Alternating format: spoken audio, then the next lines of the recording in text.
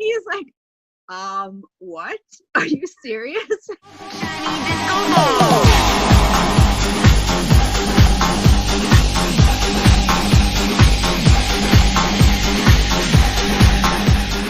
Thank you for having me. Well, thank you for coming on for this very special impromptu episode and for helping me come and tell this story, which is amazing and something that I think is definitely worth telling. I didn't know you, a week ago. I had no clue who you were. My husband got me a DNA test. It's Ancestry, right? Ancestry DNA for Christmas, because I really was interested in knowing more about my family. I was amazed at how much you looked like my brother and my cousin in South Africa. So I was like, okay, this is legit. And I reached out to you and I said, hi, I think I'm your cousin. And you were like, oh. And I thought, this guy is not having it. I was sure. I was like, I'm sorry, I'm not a scammer. I know how this must seem. Pictures start flying back and forth. And that was amazing for me. Here's a picture of Gina's first wedding. Yeah, this was trippy. So what happened? And so I'm like, Gina, as in Gina, my mom. I'm looking close. I'm like, that looks so much like my mom. I'm like, is that my dad? And he's like, what? Are you serious? It was such a shock to me. It was like, what do you say? Yes, this is your mom. And he was like, and yes, this is your dad. And what do you mean? What do you mean? You don't is that your dad? Yes. I was trying to, it was so out of context because I wasn't expecting you to have my mom's wedding photo, which I've never seen. And I'd not seen my dad, certainly not at that age. I was adopted by my stepfather at like 18 months old. And then all contact with my dad ceased and he later died. And so a couple of years ago, I asked my mom if she had any photos of him, and she sent me some as a child. And so I've not ever seen him as a young man. And it was so, oh my goodness, I was so emotional. It was such a weird moment, a lot of feelings. And he looks so much like my son Gabe. So that was just a really a huge thing. Yeah. Honestly, yeah, it was massive for me. Oh, absolutely. I mean, I can imagine that, and being estranged from your father like that, and so you reestablished a connection with him towards his final years, right? I did. He made contact because it wasn't sort of my an estrangement that I had anything to do with. I was just cut off. We didn't have any contact with him, and it was not by our choice. And I wondered about him my whole childhood.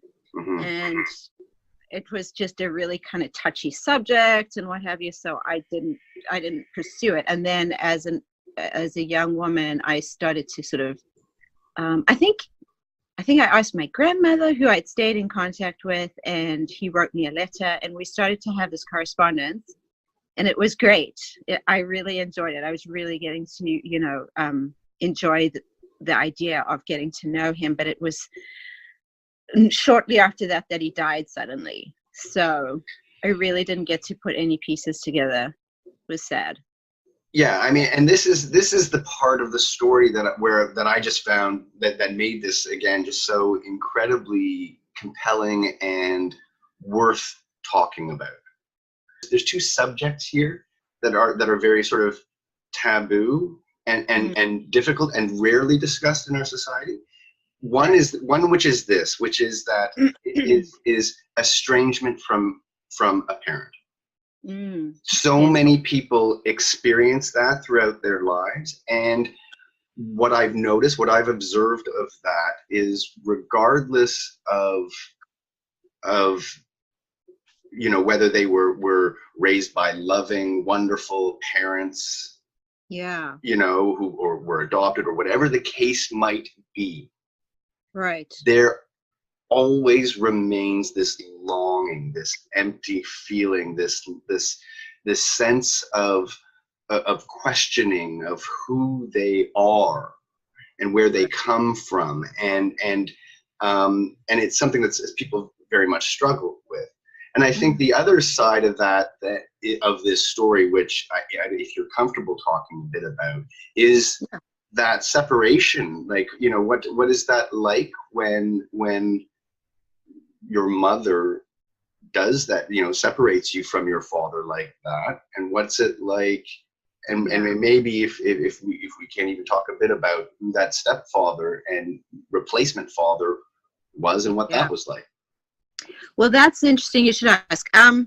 So when you said, you know, this estrangement, it is such a loaded thing to become estranged from your family in any way. You know, to be disconnected from your roots is damaging, I feel, you know, on a pretty fundamental level. And I think that's why so many people have sort of taken to these DNA tests to try and sort of fill that gap, you know, that we are compelled to find out our history, or just to find out who our people are. And so interestingly enough is that, you know, in recent years, and honestly, mere months ago, like less than 3 months ago, the sort of estrangement from my mother became complete. Which has been, of course, a very tragic process, because we were close. You know, I always was a mommy's girl, and so that has just become necessary as I've sort of pursued my mental health and tried to see, you know, the very sort of sad story of my childhood, started to reconcile with it and get therapy and realize that. So to sort of put that in context, my stepfather was abusive. And really abusive, and it's sort of been a difficult thing to get him to take responsibility for that, and for my mom has chosen not to leave him in light of some very, very serious abuse from, you know, and that's been backed up by siblings, and he sort of admitted to it and then walked it back. So, you know, that's a story that's not really, unfortunately, is very much not unique to me. No, it's not at all unique. And especially when it comes to a step parent, I think so many, you know, people can relate to that, how sad that is and how just damaging it can be. Well, I kept it a secret, which I was determined to take to the grave, because as part of the grooming process, you know, this narrative around the family was established, and sort of this effort to make him a very credible witness and me less credible, and then the slow isolation of me came after I sort of started to assert myself a little bit and be like, you know, this ain't right, something's gone wrong here. But then you downplay it and downplay it and downplay it, and then you start to wonder, you know, like, I don't know. There was a lot of factors involved, and one of them was my instinct and desire to protect my family. You know, against all odds, whatever happens to me, I'll be the sacrificial lamb and what have you. And then at one point, I just snapped, and I think that happens to a lot of people. And then they're like, "Well, you know, why would you come up with this story now?" As you said, I think it's something that a lot of people have experienced. It's something that doesn't get spoken about, and your willingness to, and your bravery, frankly, to talk and speak openly. And you have a blog and a podcast. You talk a bit about, I think, these kinds of things, don't you?